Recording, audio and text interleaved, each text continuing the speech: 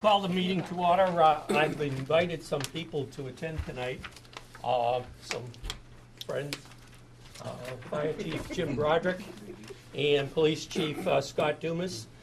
They have some interesting things to say about the site work and the safety factors that are on the school. So that's why I invited them.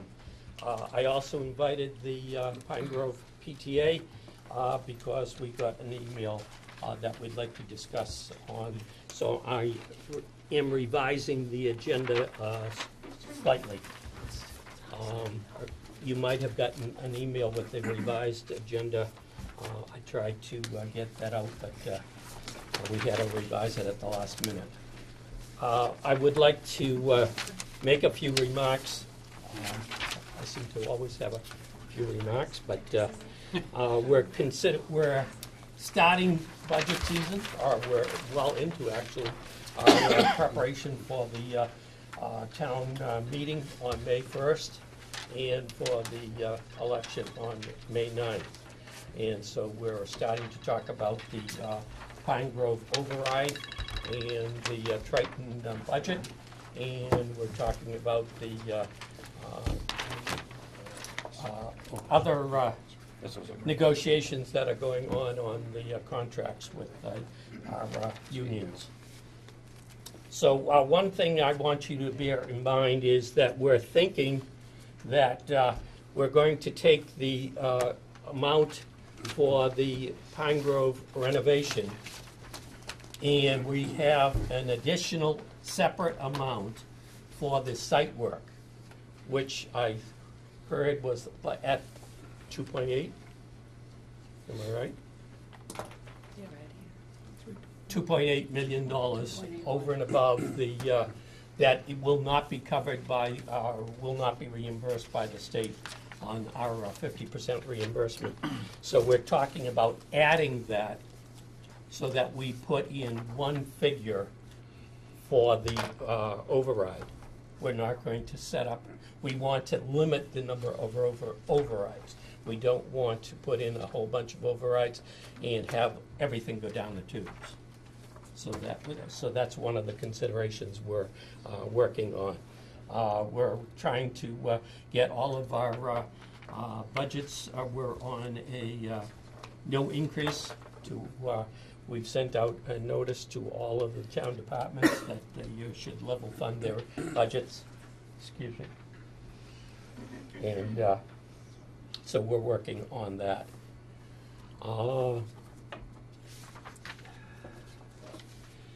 Okay, I'd like to go on to item what I'm including in number 3. I'm going to sit down after a while, but we did get an email from the Pine Grove PTA, and they were concerned about the playground.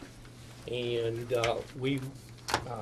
there was some talk about the PTA picking up the cost of paving the playground and the playground equipment. And I would like to make sure that, hearing from Dora and Whittier and from our friends at Pink, that the playground is part of the proposal for the Pine Grove renovation that we are going to pay. That's included in the renovation. That will be part of the paving. They will take care of, I understand there's a problem with the slope and with the runoff and the water collection, and we're going to take care of that. Oh, okay. Okay, that was our major concern. So with So that, right now, the project is going to include accessibility to the actual playground, resurfacing the playground, but not new equipment. Okay. We don't think we can fit that into the budget as new equipment, but we're definitely going to make it accessible, and we'll have the runoff issues fixed. And So all is that. the plan to replace the new area with the existing playground structures that are there, so you'll just put them back, you'll remove them and put them back? We're going to see if we can get it within the 8% cap, but I'm not 100% sure if we can actually fit purchase new equipment within the budget So they'll be saving the old equipment and replacing it? right now. And reinstalling it? Correct. Okay.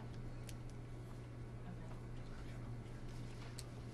All I right. just do want to speak as a resident, not so much and as a PTA member representing the parents and the students at Pine Grove. I feel like as a taxpayer, I think that the project is amazing, and I'm not trying to discount anything that anyone's done, and I know that the budget is very complex, and the project is enormous and just becomes larger, the further that you go along. But speaking specifically to the town, we don't have a playground. We have one playground in this town that was mostly paid for by donations at Eris Park and installed via community builds. Right. And I know that, again, there's concern about the override and it getting passed. But considering that every child goes through this school who lives in this town, and people who go to the parks to watch the games, bring their children to this park. So in essence, it's really a community park in addition to being a playground for the students. I feel like there must be some small amount of budget that wouldn't increase the overall budget that much to affect the override, that the town could pay or include part of these structures into the budget. I mean, the playground is an integral part of education and, for our children, so. I will take, we will take that into account. I will tell you right now, being on my side of the budget, that where it's not covered by the override, I mean by the reimbursement from the estate, it's going to be tough to add on more dollars. But we'll take a look at it and see what the cost is. Okay. My only concern is too, though, that as we present this to parents, which I think will be our target audience, looking at young parents, new people coming into the community with small children, that if,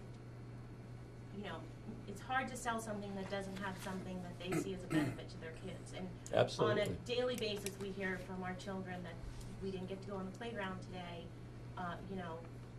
They're playing on a piece of pavement.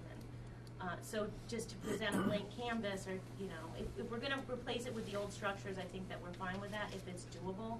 But some of the structures may not make it through that. That's true. So you can't have an elementary school without a playground.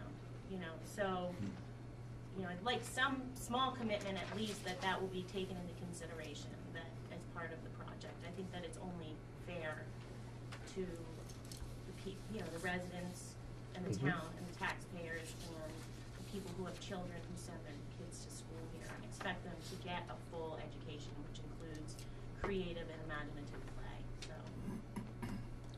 thank you. Thank you. I appreciate you guys taking the time to listen to us. Well, while I have you here, I would like to invite you to come to the meeting and invite you to bring all of the Pine Grove parents to the meeting on March 1st. Second. March 2nd. Public hearing?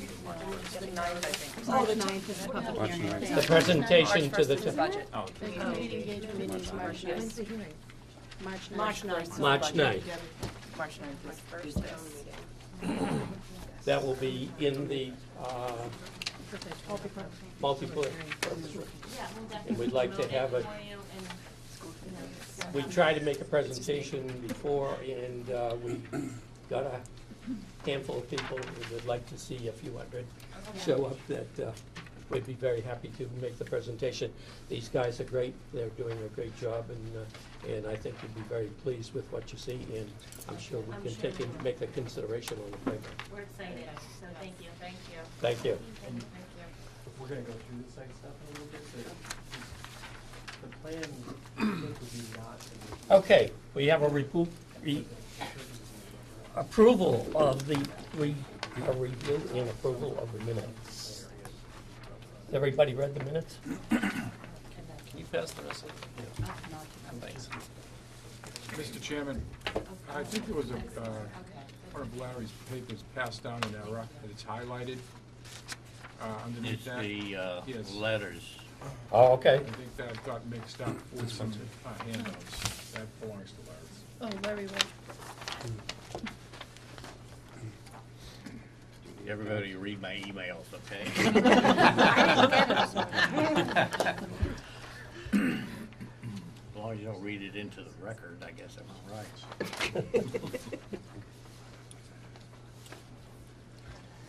I suppose I should read both of them. Go right ahead. Okay.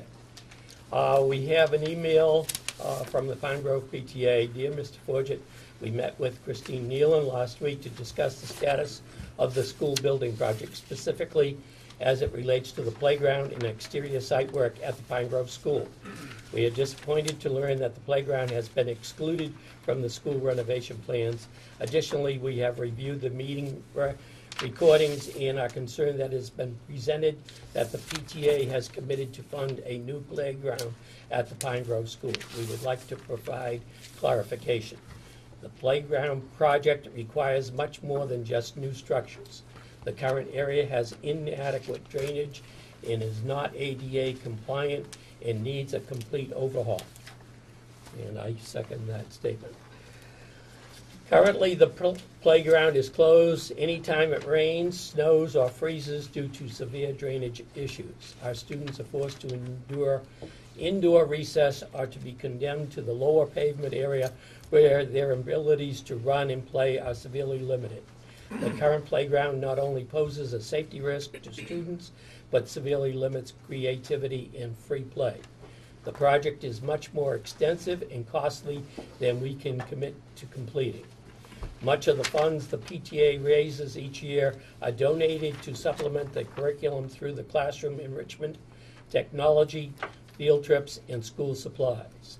Remaining funds are put towards PTA events and general operating costs. We are hoping to have a reserve of funds that will allow the PTA to enhance the new school. However, completing a project as large and extensive as this playground is just not feasible. We would hope that the administration, teachers, and parents who are on the committee to represent our school would take a stand to have the playground included in the design phase of the project. If we are to seek out our young parent community to pass the override necessary, we cannot present a plan without a playground. We must include a design plan and include funding for an ADA compliant, enriching, age-appropriate, and healthy environment for our children to play. We are more than willing to meet with the administration, the school building committee, or town leaders to help in any way needed. Please let us know if you have questions. Thank you kindly. Celeste Koplis, Co-President, Arian Haley, Co-President, Nicole Thornton, Vice President, Pine Grove School PTA. Thank you for your email. Hello, Celeste, Arian, and Nicole. Thank you for your message. Let me first clarify my assumption in regards to the PTA being responsible for a new playground. That was certainly discussed at the table with specific reference made to the efforts earlier this year over at Newbury Elementary. However, I would assume any efforts by the PTA would be helping us solve a problem, in no way shifting that responsibility over to the PTA. As you know, there is no completed plan for the Pine Grove School renovation. The designer and OPM continue to work now with the construction manager to refine both the design and the associated costs. As you mentioned, the updating of the playground represents a considerable cost if included in the project. As you mentioned above, there would need to be considerable work done to make the whole area ADA accessible. And also the finished product would need to have an ADA compliant rubber surface. I don't think anyone would debate the merits of making the change. The issue will be one of cost, as we are talking hundreds of thousands of dollars to resolve these issues. The MSBA, Mass School Building Authority, will reimburse up to 8% of the total project cost for outside site work. That means any changes to traffic flow and access out front, along with any work in and around the building, including the playground, need to be within that total if we want any state reimbursement on those costs. If the reimbursement that is going to make this project affordable for the taxpayers. Honestly, we could probably spend 10% or more of the total cost in just fixing the traffic flow out front alone. The issue is about affordability, not our desire to have a new playground. In regards to the final design and plan, tough choices are going to need to be made in order for the SBC to arrive at a plan that will be supported by the town moving forward. In regards to outside site work, do you believe as parents that the playground is more important than fixing traffic flow out front? And further, do you believe that not providing a new playground is a line in the sand as regards to your ability to support the project? I want to make sure I clearly understand the feedback you are providing. Thank you for the information. We have a meeting tonight with the SBC, the School Building Committee. They are obviously public meetings, but I can bring back any feedback on this to the table if I have it before 7 p.m. tonight. Thanks, Brian. That was from Brian Forger. Thank you. But we've already had our chat, so we read those for the record. We have a motion to approve the minutes. Make the motion to approve the minutes. Second. Motion has been made and seconded. All those in favor say aye. Aye. Aye. Abstain. We have an updated, There's another pile there. I think the minutes are in it.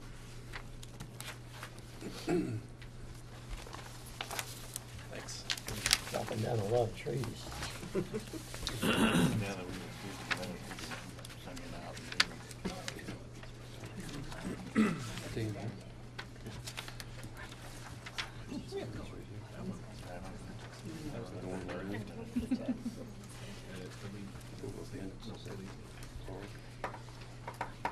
Okay, moving on. The agenda, we have an updated schedule. We do. I just put our usual slide, the first slide that we typically we're used to seeing. Shows you where we are today, which is currently February 2nd, and we have submitted our PSR to the MSBA on January 4th. We had a preliminary meeting, a conversation with the MSBA in prep for the board meeting with the MSBA, and now we're in our schematic design where you will be seeing estimates coming up in mid to late March. So I just want to show you that, the overview, and then we updated our calendar with all the meetings. We've had some changes from Wednesday's meeting, to say the least. So we're here on February 2nd, which is a school building committee meeting. The next one has been changed to February 15th at 1 p.m. in the afternoon. It's an FYI, just did not work with everyone's schedule. And then proceeding would be the 2nd of March, the 16th is pending. We may, that might be canceled depending on where we stand with the estimates. Might not be anything we can report on at that time. But we will meet for sure on the 30th and the 13th. We will let you know if the March 16th gets canceled. We do have an MSBA submittal on February 9th. We have another DESE, which is the Department of Educational Elementary School. Yeah. Department of Elementary and Secondary Special Education, yes, thank you. And then May 18th, which is the schematic, submit the schematic design for the MSBA review for the board meeting on June 28th. We have the town actions, which have not changed. We have the March 9th, which is the community engagement meeting, town meeting on the 1st, May 9th is the town vote. We did add a group of meetings, which is in blue, which is called a working group, and that meeting has Chris Walsh, it has Brian or Michelle, whichever one can make the meeting, it has Chris Nealon, it has Joe Perry, and the design team, and the Pinkett Company, as well as Doran Whittier, and off and on we have the police chief and the fire chief to help with some discussions. So that's the update on that, and we're going to be meeting on a bi-weekly meeting, which we meet the Tuesday before this Thursday meeting, so that we can report back to you what kind of work we've had completed over the last 2 weeks. So those are the updates on the schedule. We want to jump into site options, which Doran Whittier has prepared 2 options, option A and option B, which I'll put on the screen. We met, the small working group meeting met on Tuesday to review the 2 options. want to take it, Tom? I have to Yeah, introduce you, actually. I'm appointed, so I'm gonna stand up. Okay. This is Mark Marshall with Doran Whittier. I don't know. So, the site is a little behind where the building stands in terms of design, because initially this was limited scope and MSBA was going to exclude site. Now the site is in, so we've been sort of scrambling to address some of the site concerns. We have a little bit of a tight site, so this is option A. We have two options to look at today, but because this is really narrow and there's no sort of secondary way out over there, we're fairly limited. So we're looking at two options to sort of improve what's there. Neither of these would be sort of the ideal from scratch, but there's certainly going to be a major improvement over current traffic flow and safety. Key is trying to separate buses, cars, and pedestrians. We looked at several options, put the buses in various places. Eventually, sort of, the preference was to put the buses in the back, keep them separate from the cars. The buses are sort of limited in number and professional drivers, so they'll pass everybody else, go around back. The cars would be sort of making a loop in the front. So option A, if you come in basically where you come in now, there's a one-way loop. This is for cars loading and unloading can stack up along the entrance drive. They pull up, drop kids off or pick kids up, loop around and back out. Big one-way loop, parking in the middle. And then you'd have sort of a control point signage only, limiting bus access to the rear, and probably faculty parking on the rec lot, which is how it's currently used, but keeping parents and visitors out of that lot. So beyond this sort of control point would be just bus traffic and faculty. Could I interrupt you just for Sure. a second, and just to remind everybody that we've heard Brad's comment that we can present an alternative. We're looking at two different alternatives tonight, and they do not fix the problem. There is no fix because of the limitations for the site. They're big improvements. So we looked at these on Tuesday with the working group, and police and fire, and we went through several comments. So we haven't made any changes on these since Tuesday, but we have some comments, things that we'll be addressing. The bus loop in the back is fairly self-explanatory. Fit 8 or 9 buses. This would become the main entrance for kids. And then if you were doing something after hours or weekend with the gym, you could park cars around the loop and have some parking back there. On the playground front and on the play surface front, everything will be accessible as a matter of code. So there's a certain amount of work that we have to do on site for code upgrades and utilities and things like that. And then there's a certain amount of work that are sort of optional to do on site, and that's improving the flow and everything else. So in this plan, there's currently a walkway and an access road sort of closer to the building here. We're suggesting pulling it off, getting a little green space, but there's still an access road for emergency vehicles that goes, all the way around both sides. This area would be pulled back, get a little bit of green space in there to deal with any water issues up against the building. This would be new surface, maybe not the whole area would be rubberized depending on budget and the estimates. But certainly access to the equipment and rubberized around the equipment. So potentially a combination of rubber and something else, depending on how the budget works out. But all the pavement here would be new. This would be, Foursquare and hopscotch against the building, and then the play area beyond. And then we're looking at potentially a couple of small, just shoot-around basketball hoops there, because obviously this is far away and doesn't get used by the school during the day, but that would give another thing for kids to do while they're outside.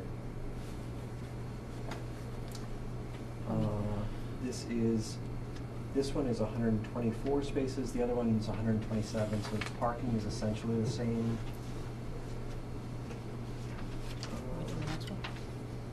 Yeah, next one. So, the difference, the big difference here in the front would be that you now have a two-way road, cars stacking, so this is really 3 lanes wide, and then a circle to come back out. One of the benefits is that it's sort of, go back to the other one for a second. Yep. One of the downfalls in this one is sort of a nice, clean, one-way loop, but when you're parked in here, there's a lot of points to cross traffic. So back to the, one of the nice things about this is that the parking's on one side, the traffic's on the other. You're really crossing at one point for the most part. Get basically the same number of parking spaces. It does pull some spaces up here where there's existing parking. That would be visitor and accessibility. Brings the accessible parking a little closer to the door, which is nice, but it erodes a little bit the nice separation of the bus and cars right in front of the school. But you would still keep buses only in the back. The bus loop changes. There's some concern, or one of the downsides of the big loop is that the buses will stack all the way around the loop. So as kids are loading, you can't see the kids unless you have people sort of stationed all the way around the loop. So this allows all the buses to come in and park and stack, and all the kids to go out with sort of easier observation of what kids are going where and what they're doing. And then you could double stack cars in there for after hours use. It also allows a little easier access for emergency equipment. That was one of the comments from Tuesday was the buses are more out of the way if there's an emergency event while the buses are stacked there. They're not trying to squeeze past the bus on the loop. So playground, all the rest of the site is the same in both options. Can I add a comment or make a statement? So on this option, it was pointed out that where the buses currently are, when they're not there during the day, that can be an additional play area. Like we could have painted 4 squares or whatever for classroom teachers to take classes out for that additional recess that we can't do now because we only have the one playground. So I just wanted to point that out. At West Parish, we just did something similar. So the bus loop comes in and there's a map of the world there painted on the bus loop. So when the bus isn't loading or unloading, that whole space is open for play area. I'd like to have the fire chief and the police chief comment on the 2 different possibilities that we have for the site plan. Chief? Well, looking at both plans, I think you mentioned both the pros and cons of this one. This is the plan that I favor for a lot of the reasons what they talked about. The lack of ingress and egress with pedestrians versus vehicles in this area, in this makeup. As he also said, Brad pointed out at the meeting the other day, there is no perfect solution for this site, but I think this is the best one. Now, where the PTA can get involved as far as educating the parents, because this is both this plan and current plan, how they do it right now with the makeup, or if they go with the other loop, is making sure that when those folks that want to drop off and pick up, that they go and follow the directions that are supplied by the school, because they have limited staff out there for that. And that's the only drawback from this one, is it's 3 lanes of traffic there. So you got kind of that stacked lane in the morning where you see that dark color around the edge where the parents would line up. There'd be a couple of cars in the queue up towards a flat area by the front of the school. They drop off, but they got to wait in line. I know everybody is eager. They got to go to work. They're running late. But that's in order for the flow to to work the best. That's parents really got to help out in the situation. And obviously in the back, if you looked at on the back side, you had school buses on the back side of the loop on option A, which the site alignment from the teachers that are trying to monitor the kids loading on the bus. This was the other reason that we favored that stack system that can be seen loading right up on the bus locally, and again what Chris mentioned as far as the additional play areas too, so for the school. So those are a lot of the reasons why we favored this option. Thank you. On the fire department side, the second option Chief Dumas talked about was the one that we favored most too. If you go back to the first option, if we have an emergency in the school when the buses are around, and it has happened, we had one a couple weeks ago, it gets very confusing in here, and our trucks are as wide as the buses are. So it gets very narrow. With the way that this option is set up, is that we would, if we had to go around to the back of the school towards the gymnasium, which we don't have that ability to do right now. As long as everybody realizes the entire end of this school is off limits to fire apparatus during the mud season and the winter. We just can't get around. This addresses that, but getting a ladder truck in through a very tight area with the buses in there would be very difficult. Plus, getting the buses out of there if we're in there would be very difficult. This is the main reason why I didn't favor this plan. Go back to the next one. Where the buses are located here, it gives nice flow for big trucks to get through, including the big buses. We're not fighting with each other for what little real estate's back there, and it just makes it easier for us to get in and out. Yes, there's only one lane coming in and out of the site, but it's wide enough for 3 lanes of traffic, so you can have in and out coming traffic as well as cars parked alongside. It shouldn't become a big issue. On our, this is the better one of the two. Again, it's not perfect. Would have loved to seen something else, but the site just doesn't allow it. So this, by far, was the best one for the fire department. Thank you, Chief. Joe? Any comments? Larry? I just wanted to point out that there was some discussion several months ago about the property north of the soccer fields for possible use. That's not the Brad Street property. The town property is about 2.5 soccer field widths further on up. The property next to the soccer fields is private property, so that's not really available. It's not town property. Where the existing gravel lot is, or farther out? Outside the scope of what you're looking For the at. right. Okay. And just to let the PTA people know that the community, if we go with this route, this plan, the community garden is being relocated, but there still will be a community garden. Which you can show them right above, next to the, right there, that right there. It's moved up. What about the baseball field? Where's that gonna go? It's still there, It's still there? Yep. Right. the top right-hand corner. Yeah. It just has Just has a road There in in center both field. plans. Get an extra lucky Yeah. bounce. Just an extra bounce. There you go. Yeah. Yeah, so Home field I have a advantage. question. Yeah. Will the cars dropping off, will they be dropping off and picking up the same time the buses are there? Yeah. Yes, Yeah. Do now. just like we do now. Okay. The walkers are dismissed, walkers, car picker up is what, they're dismissed first, Minutes later. and then a few minutes later, the bus kids go out and board the buses. It's changed since your kids have been here.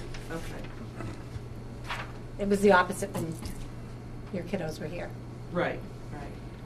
But I just see people parking in that parking lot, going and getting their kids, and then, you know, trying to get out of that parking lot as opposed to waiting in line. So And they get stuck. we looked at the, so Karen, just to let you know, we have less parents picking up in the afternoon than we have dropping off in the morning. We've checked that, and that's on a daily basis. It's almost cut in half. Part of that is because now all kids can ride the school bus, and that was a new change 2 years ago. So we have more kids riding the bus now than we did 2+ years ago. You transport anyone. Everyone gets, I know, because I went back that far. That's right. And there is access, so this would be 2 lanes passing each other plus the stacking space on the right. So, you know, if you came early and you found a place to park and you walked up and picked your child up at the door, you could walk back and hop in your car and leave. What Chief was really talking about is, you know, especially in the morning, you know, if you're pulling in, I think ideally from an operation standpoint, you want to be dropping kids off, you know, up here close to the door so that they're not sort of all over where the traffic is. So, you know, you could bring a couple cars up here and all these people are waiting, but, you know, if you're this person and your kid hops out and you're trying to, like, you know, do a 30-point U-turn in the road, then everything's a mess. So, but if you know, if you pulled in and parked, you could walk your child up to the door and it's not a problem. It's sort of if you're in that lane, you know, stay in the lane. And obviously, we would have faculty members out there in certain locations doing, Yeah. monitoring the situation and telling the parents what to do.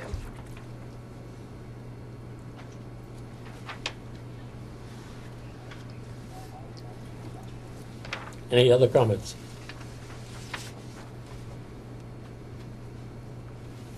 Oh, Okay. actually, I have one more. Karen?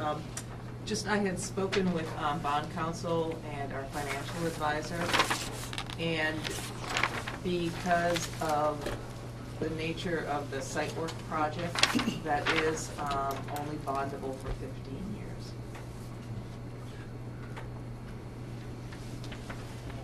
The extra 2 million. We ran into that in the stadium, yeah. Yeah. Okay. You just running that? I think we've ever run into that before. No, it's the first, yeah. It's interesting. It's a road, they said. Ah, really? It's under the same contract. We ran into that with the stadium because there was a 3039M project and a separate 149 for the building structure. So my understanding was because it was 2 separate bids, 2 separate contracts, 2 separate everythings, versus if it's part of a master project. I don't know. I mean, that's not I asked them and they said it didn't matter. Really? I think they're cracking down on that. Okay, we're all set? One question. Marissa? Yeah, just a quick question. I'm kind of just looking at both of them. I kind of like the entrance part of A and the back part of B. Are those mutually exclusive, or? No. I'm just wondering, I guess part of my question is, why did you choose to map it out that way? Just to show the options. So it could be mixed and matched. I think the preference, I think, was for both of these from the working group. So the other thing that we didn't talk about, Let me go back one. and I think Was we about mentioned Yeah. before, exiting the site, yeah. We actually mentioned that yesterday, we talked about that, Like- and it is an option, but Yeah. it was the 2 exits and entrances. Right now, you know, you can have the potential for stopping traffic trying to turn, traffic trying to enter the same way, continuing traffic going through there. It's just a lot of impact on the 1A. Where if you have the one ingress and egress, everybody knows where people are stopping and waiting to go through. So that was the reason. Well, we still favored that option B. Another thing to take into consideration is the highway department. Make it easy for them to clean it. Option A, it's going to be very difficult for them to keep that parking lot clean because of all the little jags and stuff. You get a winter like we had a couple of years ago, you'll have 20 parking spaces. Yeah. We're never going to have that again. Yeah. And that's another reason we're going to that one. It's going to be easier for them to keep it clean. Okay. And safety-wise, you feel like that's Safety-wise, still? I think this is the way. There's less areas for people to go cut across traffic. I mean, the other one had numerous crossings. This one, you got everything where, you know, you're not going to have cars going down to the buses when there's dismissal, so you can get into the parking area safely. The other one, it wasn't like that. And you get somebody that's a little bit on the anxious side, you can have a disaster, which none of us want. And they're out there. Yep. Any other comments, questions? Adding the secondary play area where the bus parking is a nice option as well, since we don't have the option of adding a second playground like our other peer elementary schools have. Am I allowed to ask? Good point. Just curious, well, I actually like option B as well, not that it matters. Except for your garden, Nicole. My concern, though, speaking from the from the garden perspective, is that there's no access to water. I brought that up the other day, and they will put a spigot out there. I already Okay, raised that good. point. Thank you, Lisa. Thinking of you. Thanks. Did I not? No, we did I bring said that we need water consideration. out there for the garden. Glad you asked the question. It's very important. Yes, it is. Can I ask one question? One last question? And this is the drum I keep beating about No. 3 classrooms versus 4 classrooms and space and future proofing for when the population starts to grow again, because it will happen. So could we, that looks like it's 8 buses. Could we plan for 9 buses so there's the space there and just make that grassy area? Just maybe 1 extra, 2 extra. But 1 would be good, I think. Yeah, 2 might be tight with the turn on the end there, but I think we could fit 1 more. I'd be pleased with 1. Give me a win. Yeah, that's a possibility, and we should plan. Worst case scenario, you put somebody at the beginning of the turn, you know, basically in the chute, ready to go out as, Yeah. as a 9th or as Yeah. a 10th Yeah, parking there's spot as well. options Right where the turn There are is, options yeah. that still have good visual Yeah. as well as. But then you you're know, not blocking the room. fire lane at that point then. Give and take. Okay? Any other? Okay, I'd like to move on to agenda item number 6. We started off with our team. We picked an owner's project manager, and we picked Pink Incorporated. We're very happy with the job that they've done for us. And after we picked the OPM, we picked Dora Whittier for our design team. And tonight we're introducing W.T. Rich as our construction management team, to add to the team from W.T. Rich for construction management. All right, so we have John Rich and Chris Quinn. And they're going to go over tonight a couple of things. We're going to talk about phasing and scheduling and the strategy for cost control and value management on the project. Okay. Oh, yeah. So my name's John Rich. I'm the CEO of W.T. Rich Company. Just I'll give you 60 seconds on W.T. Rich for those of you who weren't at our hour-long presentation and interview. So W.T. Rich, we're a construction manager, general contractor. We were founded in 1968. It's a family-owned business. My father started the company, still active in the business. 79 years old, pretty impressive. And we've specialized almost our entire history in public construction work. And that's, you know, in the last years, that's really focused around schools. We're probably about 70% of our work is doing schools, a lot of MSBA work. When you hear Doran Whittier reference West Parish in Gloucester, we were the construction manager on that. So we worked with Doran Whittier on that project, and it's deemed by pretty much everyone as a highly successful project. We've also had the good fortune to work with Pink on, I think, 4 or 5 projects. They do a lot of public work as well, so our paths cross a lot. But you know, we've got I think what distinguishes, we've got a very high commitment to really satisfying our clients and making sure that when we walk away at the end of the project, people are not just satisfied, but they're really thrilled with the outcome of the project. So that will be our goal from start to finish. So just to go through the phasing, when we had a meeting last week, we mentioned that they wanted us to talk about a little bit about the phasing that's planned for the school, so that people could start to get, you know, their heads wrapped around a little bit. We got quite a bit of time between now and, you know, the final design phase, where if we need to tweak the phasing, of course we can. But it does help us to start to think about the phasing, because very shortly we're going to be asked to prepare a cost estimate based on the schematic design, and we want to kind of factor in any considerations related to phasing. So this is a phasing we came up with in the interview and the presentation we did for our proposal. We've tweaked it a little bit, but not too much, not really too much. I'll point out what we changed. In fact, I was noticing there's a couple of carryovers from the untweaked version, so maybe you'll notice those, maybe you won't. So we're going to do 5 phases in total. We're going to start the summer of June 2018. As soon as school gets out and furniture can be moved out of the way, we'll be jumping into the first phase. then we're gonna have 5 consecutive phases. We really, when you have a renovated, when you have an occupied school like this, you really make a significant use of the summers, okay? So the first summer, we're really gonna be focusing on infrastructure, and getting the work ready and doing some, getting the new mechanical room and the new electrical systems in place. The second summer, we're going to take off a big area of about 40,000 square feet. So you want to really perform the spaces in the summer that aren't good for swing spaces and general classroom spaces.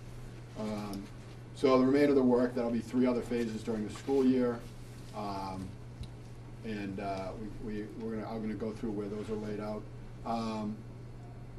Again, these are preliminary. They require some collaboration and input, so this is really one of our first touch points to get some input and some feedback. I'm just going to go through the phases visually. I think you guys all know your school pretty well. But you can see here that first summer, we're going to be really focused in the front of the area, the front of the building here. This is where the new boiler room and the new electrical room are. The administrative offices over here. So it's something very not convenient at all to have to relocate those during the school year, so they're a prime thing to do in the summer. Also, you got to decide when you're going to do your main entrance, and again, that's something you really have to do in the summer. And then we're sort of going to go. We're going to take care of the multi-purpose room and the kitchen that's here. So I think this is or was the nurse's office. Was the up nurse's here? office. But that's changing there, and we decided to grab that too while we're doing that. We might be, during this first summer, we might be going down the corridors and doing some general infrastructure work, maybe taking down ceilings, getting ahead of things. Up here, this is something we want to kind of present and start to think about, is maybe building out this gym for as temporary classroom space. That's really going to be up to the school when you look at some of these other phasing plans to say, well, we don't need any more space. We can accommodate with what you're displacing now, we can accommodate. So if that's the case, we wouldn't do that. But if you feel like you need that classroom space, and then obviously you'd have to try to make use of the multi-purpose area for some gym classes or things like that. So that's a consideration. That's probably one of the most kind of higher impact things that have to be considered. So that's that first summer. Then we jump into the fall. This area here, the north wing classrooms, this really lends itself to during the school year. There's a little smaller space. We thought we'd start off with something seeming a little easier. It's only a 1-story area, so that makes it a little bit easier. It's less susceptible to noise, obviously, if you're not above or below anyone. We'd be coming in from this end here and kind of isolating ourselves, so it's a good way to kind of isolate ourselves from the school community circulation. I think there's 4 classrooms in here, current grade 6. This is what we could pull off the plans and data, so if anything's wrong. Might only be apologize. 3 at the time. Right. So, we'll need to find space for them. Some of this is cut off here, but, yep. So we'll get going on this in the summer, actually, for hazardous material and demolition. And then it says down here, you can barely see it, second shift. So if there's really high noise activity, we would do that on second shift. It's probably not as much of a concern when we're isolated down here. But when you see this next phase, when we go here, so we were going to do the first floor. Now by the way, we finished this, I don't think I put the exact, oh yeah, there's the dates. So we're going to finish this around Thanksgiving time frame, middle of November. So it's only 12 weeks. It's a pretty condensed phase, but we've got to get through 3 areas. So then we go on to this next phase. So now we're in the south wing, the first floor. There's 3 classrooms at this place, plus some other things, kids club, SPED, OTPT, music art. Music art, of course, could go in the new music art unless you need it for some other type of swing space. So we'll have to figure all that out. Again, this will be more important for the second shift work. To really figure out, the high noise activities. If anything noise, we're right below classrooms, up above, so we're very sensitive to what's happening during the day. There's a lot that they can do that's not that noisy, if they're running electrical conduit and things like that, but the demolition, some of the carpentry work is noisy, and we'll have to push that on to second phase. The important thing is there'll be a lot of collaboration with Christine and other people. And, you know, if we do something that we think is not going to be too loud and then it starts to get loud, we'll have to correct it in the moment. There's a little issue here because when you renovate bathrooms and you put a new pipe, you've got to deal with the bathroom above. So we'll deal with that. We plan on dealing with that over the Christmas vacation to get up there and probably do a lot of that bathroom work up there. Always want to try to be conscious of those in these phased occupied renovations. Those Christmas, February, and April vacations are very precious, and you got to figure out how you're going to utilize them. All of a sudden, you know, when you get only a 13-week duration, 1 week of having the space to yourself is pretty significant. The next phase here is the south wing of the second floor of the south wing.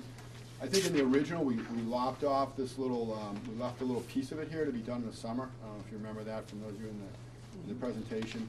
The reason is we were under the impression that we could only take up to maximum 10,000 square feet. Someone said that might not be a constraint. They said, I'm not sure who said that, but they weren't sure that was valid or not. So with this revised, we're taking these last two classrooms, which will probably make sense if we can get the whole wing. We were very conscious, it's not really an issue here, but we were very conscious of like corridor dead end spaces, making sure there's no more. It's an unsprinklered building now, so it's no more than 30 feet on a dead end corridor. But yeah, no, we'd be doing this here. There's our 6 classrooms now, I believe, in this area, plus some other supporting activities. Again, the second shift. This one's going to go from kind of the March time frame till the end of, really the end of the school year. It says May 31st there. It's a little buffer. Put a little pressure on ourselves, make sure we get it done ready for the school year, the summer. Then when we do get into the summer, we're going to take on the east wing, both floors, so it's a much more significant area. It's less time than those other phases. Put a lot of pressure. We plan on using double shift throughout. Also, really, this is it's going to really look like both summers. It's really going to look like a construction zone. You know, we're going to have construction fence up the whole area. You saw all that site work, site options. I mean, during that one summer, we're going to come in. We're going to do that whole thing. It's going to be pretty intensive just on the site work in that time period. So we did very deliberately do these at the end. On the first floor is where your kindergarten classes are. Because of the dedicated bathrooms for kindergarten classes, they don't relocate very easily in the swing space. So we're pretty conscious of that. So there was a lot of thinking that went behind this to try to think about when to grab the spaces and in what manner. That's it. I think that's it on phasing. Yeah, I got some time. So was there any questions on anything to do with the phasing? Keep in mind, it's just our first pass. Right. We're going to be meeting bi-weekly over this, room by room. Yeah, so the next step is looking at room by room, what gets displaced and what goes where, and figuring out if the sort of big block of space really works or if it gets carved up differently. I do feel that we have currently enough empty classrooms that are not designated for a teacher to move people into. We definitely have 4 off the top of my head, possibly 5. And Chris, Emma and I were kind of chatting too. I was thinking even specialists, like the art room will be complete, the music room, so if worse came to worse, specialists could always try to coordinate to go to teachers' classrooms for special. I know in some schools that's how it works. Mm-hmm. Special comes in, so we could always look into those options too. Well, one thing I meant to mention about the phasing, actually just going back to the first phase. When we presented, there was a design time frame, and we made a request to just move the design back by 1 month. It was very close to, you know, in construction, equipment, materials, they have long lead times. You'd probably be surprised at some of the lead times. For instance, from the time you award a contract, say to a window contractor, it's probably 6 months before you get those windows on site. You know, it's at least 3 months just to fabricate them, but there's a shop drawing, submission, approval, review process. So we factored all those things into that. The reason I bring that up is as we go through this process, you may hear that there's a lot of there's a high priority in making sure we stay on track for the design schedule that's been laid out, and not allow things to oh, we lost a month of the design, because if you lose a month for design, we can't get in here this first summer, the whole schedule becomes very problematic, right? If you lose that first summer, because in the summer, we're putting in the new electrical equipment and we're putting in the new boiler, everything gets fed from there. It would be, I don't know what we would do if we didn't do that, okay? It wouldn't be pleasant, all be right? going home. So, Yes.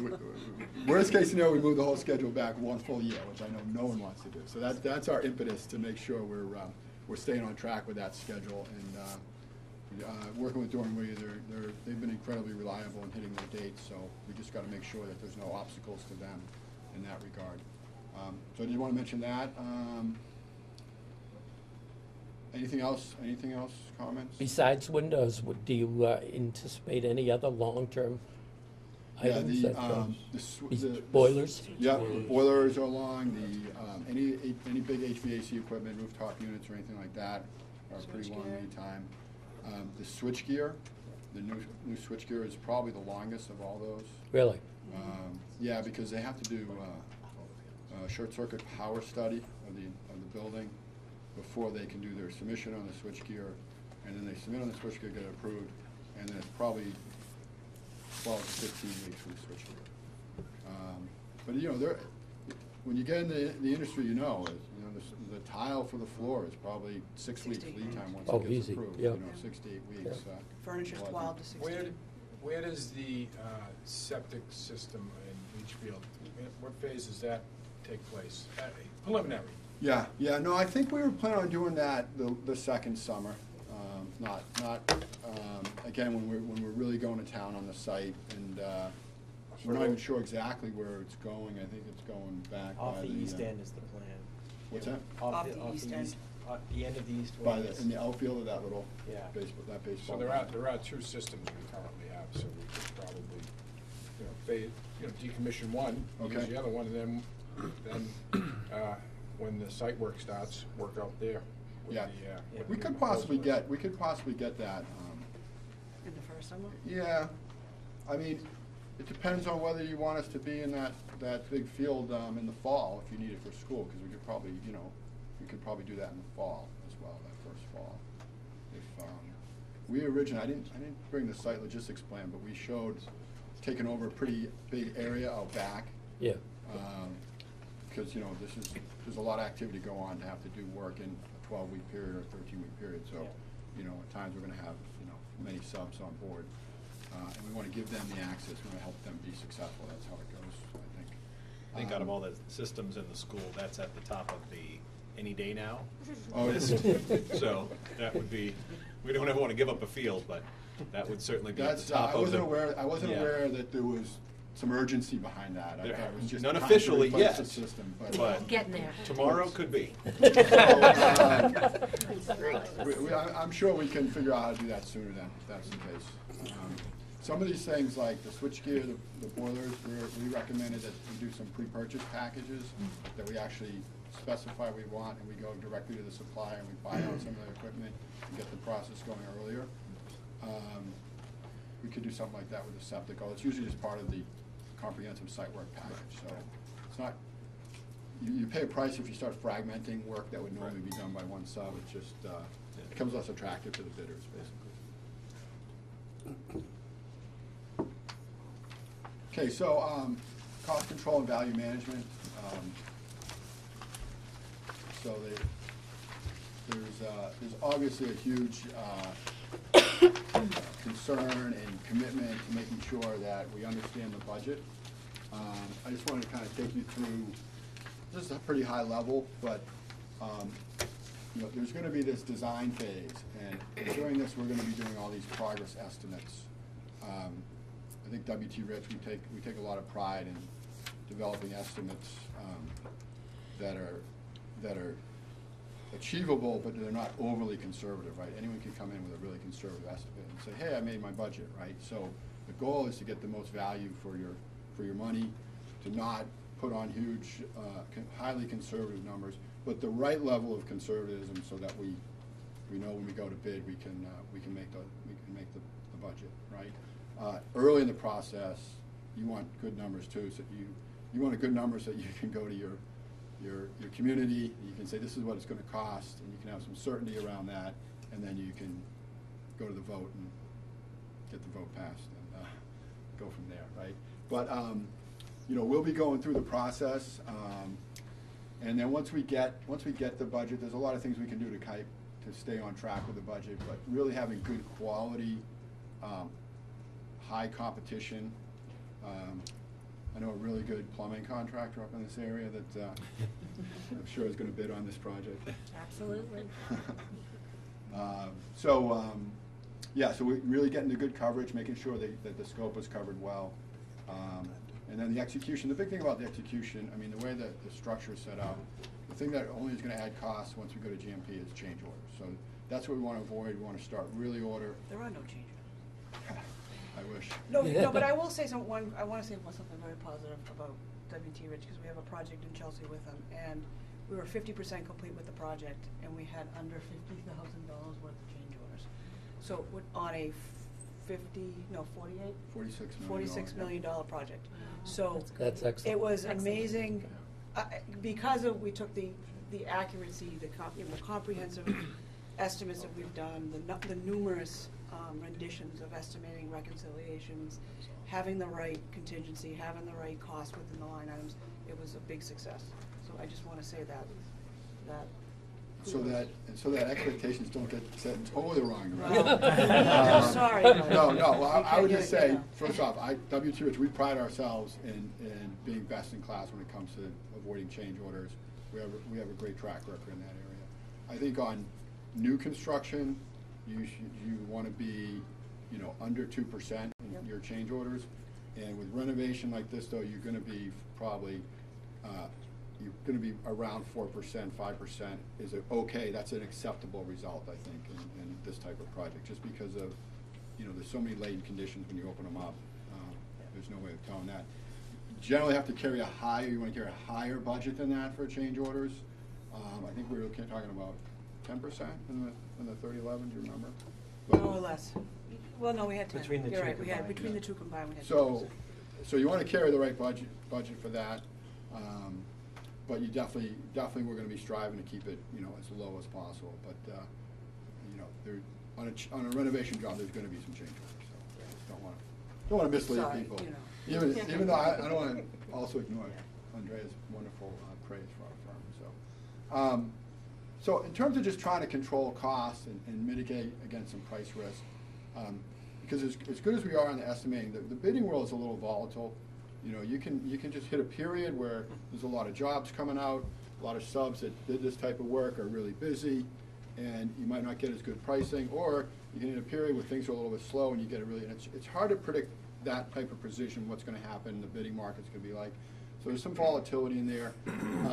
But we factor some of that into the way we price it.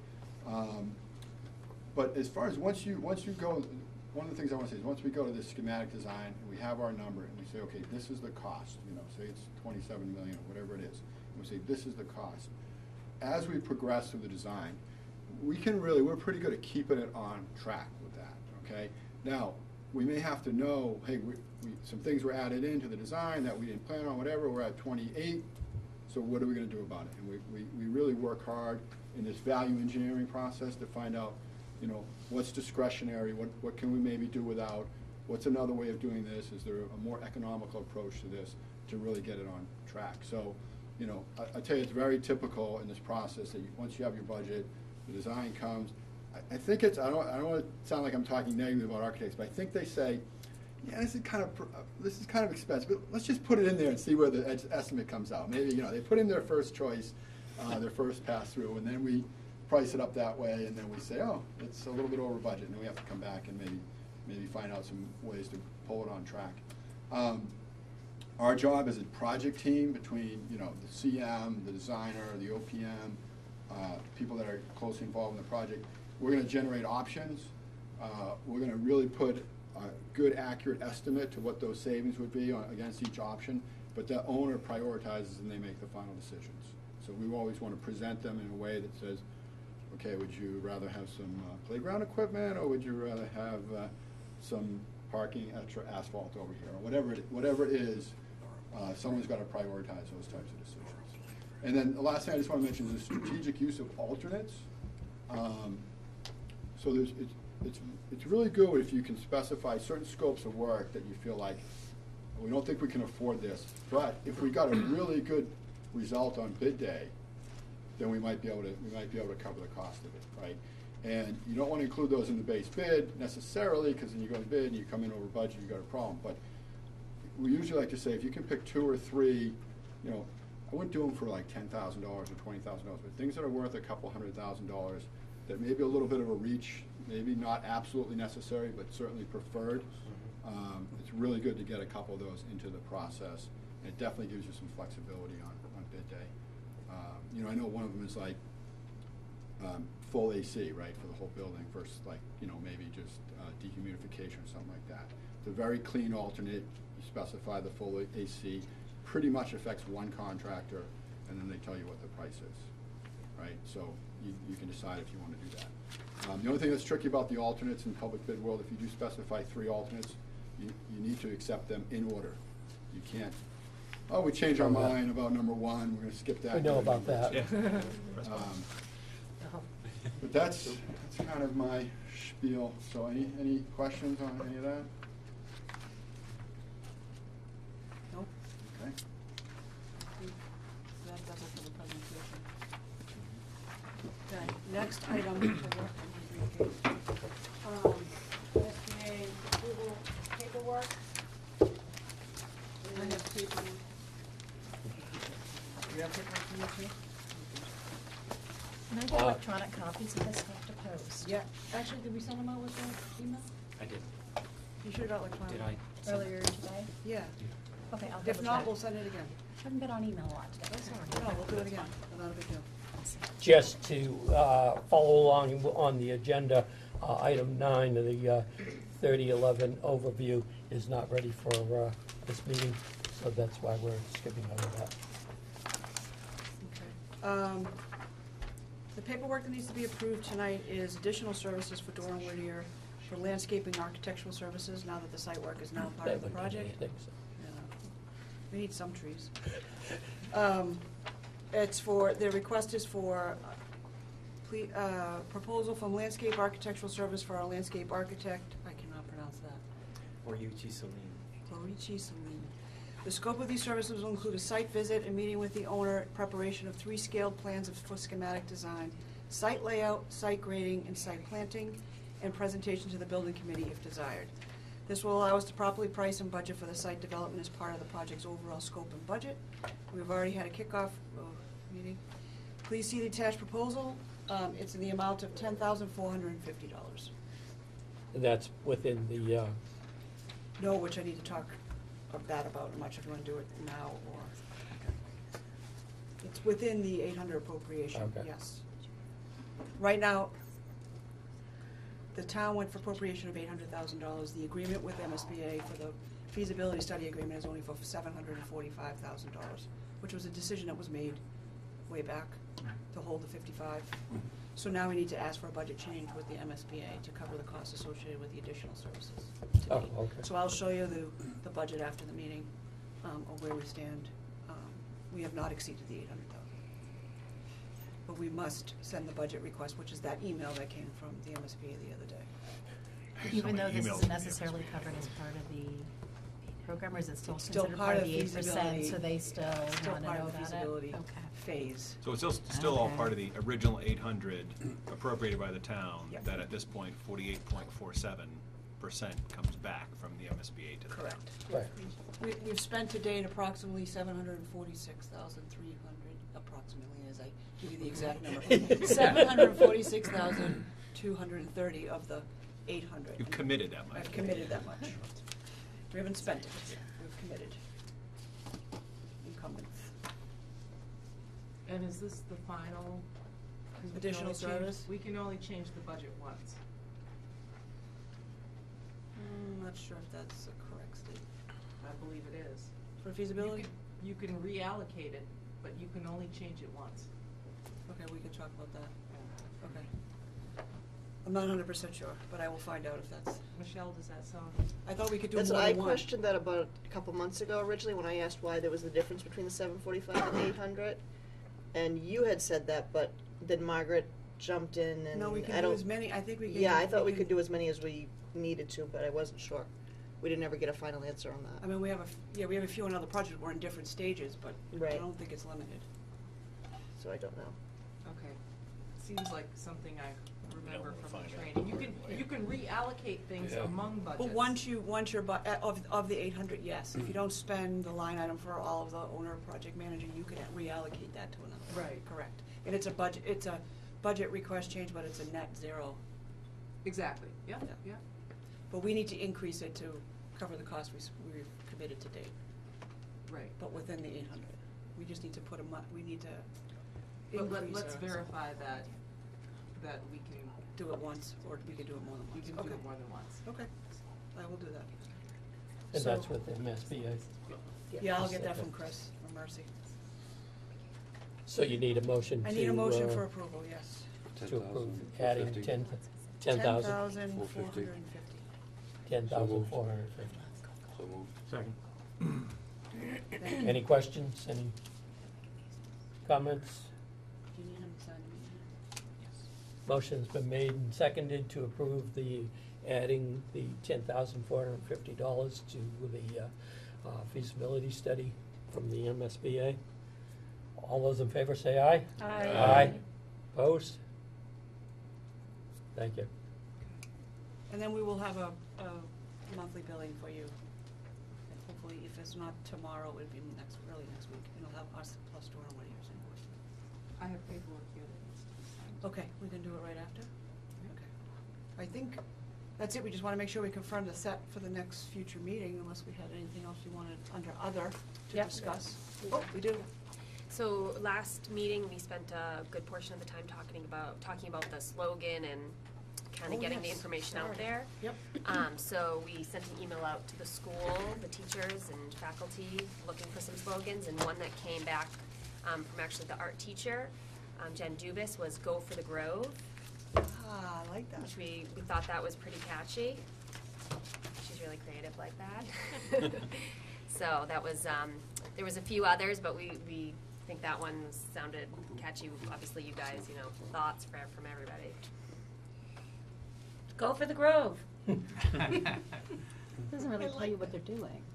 I think we could have on a sign, vote yes on override or whatever question it is, and, Pine Grove School, our logo somewhere on there or something. I came up with one, renew the grove. That too. Nobody calls it the Grove. Nobody calls it the grove, though. No. But there's nothing really that Sometimes. goes to Pine Grove. I said make fun. What did I say? Make And so fine, this fine is just again. this is the slogan. This was the slogan which was brought up. Like we just needed like something catchy, like save the page. Like it's that page That's what school that Brad was shared so with us that for was the- what yeah. Brad had said to kind of give us an example. But that's something that we came up with. Please go out, do your own thinking. If you have other ideas, bring them to the table. But that's what we have to present just as of now. We don't have to move. We don't have to make a final decision, but that's all we've got so far. Well, I think for being around town all the time, I think Pine Grove, you mentioned Pine Grove, everybody in town knows what it is. I think if you go for the Grove, I'm not sure that. I think it's Go too for Pine obscure. Grove. I think if you add the word pine in Not there, as catchy. I think it would be really helpful because all the older people that, and the kids, have kids that have gone through here, et cetera, there's the old I think mistake. it's an orange orchard. Oh, go for the Pine Grove doesn't have a ring. I know, it doesn't Yeah, have a. it doesn't have the doesn't. same. That's right. Like you said, no, we're not make final decision, but Right. go out there and come up with your own ideas. So. So it could be Go for the Grove and then underneath Pine Grove School. Oh yes, for an override, Pine Grove. Yeah, I mean there'll be more language, obviously, just that. Nobody would know. It's but- gonna tie into the The community Triton Year outreach. slogan, that campaign 15 years ago. Right, Triton, And that was yes, yep. successful. Yep. What was the slogan? Triton Years, Oh, when right. they rebuilt the middle school and high school. Actually, Jane, maybe I'll send you the email that we sent out, and you Yeah, can post please it on do. the Facebook I just haven't page. had bandwidth in the past. I know, I Sorry. know. You all about Yeah, Ariel. sorry. Little Mermaid. Sorry. But I'll send you it because maybe if you post it on the building project page on I can also Facebook, do that people with can a, hey, we're just- looking for a slogan. Yeah. There'll be a $5 White Terms gift card for you. No, really, If people you love win, that. yeah. absolutely. Sorry. So we have 200 and some people on that It's growing, growing, I I noticed, noticed, yes. yes. And we can even post it in the other groups. I know the Raleigh Mamas Yep, group's a absolutely. popular site, so we can post it. Absolutely. And now that we have some pretty pictures and things to show, that it always helps. Yeah. Can we talk about the timeline, John, or is that one of those? I mean, it's public knowledge. Maybe we post and talk about proposed timelines so that people can say, "Oh, my kids will still be there! Yay!" Is that okay? That's not my decision. Yeah, it's fine by me. But Well, how confident are we? I guess is the question. Confidence you can be a year and a half before anything happens. The first summer's gonna make or break the project. I mean, that's the key to the whole thing is the first summer, I guess, right? yeah, I mean, for us, if we get the design on time, we're gonna finish on time. Yeah, summer of 2018. Okay. Yeah, I mean, if you have it What's a that? proposed timeline, Yeah. then, you know. I think it's good enough. Yeah, I do. Okay. We're comfortable with it. That's good. I mean, that, plus if that helps build some momentum. I think it does, because people can look at it and say, it's a little more concrete. The more concrete ideas you give to people, I think the more traction we're going to get. It's just the way that people function, unfortunately. So, and we'll get a slogan. Don't worry, we'll find something fun. I was going to Something say, even the will come to pictures us. of the phasing start to say, Indeed. ooh, like Indeed. that's really that summer. I think that The starts goal to is to build post excitement. something every couple of days or a week or so. Last week, you may have seen, we posted pictures of the flood, basically. when The things were leaks around the leaking. buildings? Yeah. The assistant principal was kind enough to forward pictures on Christine's request of all the, the We had towels pushed up buckets against and stuff, the towels bucket. and I have peeling paint 6 and extra that. pictures in Ugh. reserve for the next time it happens, so I don't need to bug you again. But we'll just keep up with that. And then it spiraled into something about the water department, which I don't understand. But anywho, at least people are discussing on the page. Right. Yay. So, more things. Just one final comment before we confirm our set future meeting dates, that the last figure that I had from Michelle is that the Triton Regional has spent $50,000 in repairs to Pine Grove since July 1st. Yes. That's a lot of money. $50,000. That's a teacher's salary. Yep. July That's 1st? why we're here. 7/1. We want to fix it. Okay. Because that's the type of nugget we can drop in as well. On what, can You name it. Nothing you see, just repairs. Like the boiler didn't work or Plumbing, the steam. plumbing, steam. Tons of kitchen Floods. repairs. East wing sinks let We had a go. steam leak in the boiler room 2 weeks ago on the weekend, and it created mold and mildew up in certain areas of the kitchen and in Melinda Carey's office that we had to get a professional cleaning company in for 4 days to come and take care of the issue. It's day after day after day. And what's the budget for the year? 50,000? Yes. Okay. It's just Stop under taking 50. calls, aren't you, Michelle? I think Thankfully, it's they're like committed to breaking 47,000? nothing else. Yeah, it was just under 50. So But we're only in January. We can use that. No, I hate to say this is good, but I can get we you can that use exact it. figure. I That'd believe be it's awesome, 47. actually. Yes. Basically, we can give you the exact figure and the February, budget for the year. It's like, congratulations, we just blew through our entire budget in 6 months, but we don't need a new school, people. Exactly. Okay, sorry. Okay, so our next meeting date is February 15th. February 15th at At 1 At 1 o'clock. Here in the library. This Here in the library. Yep.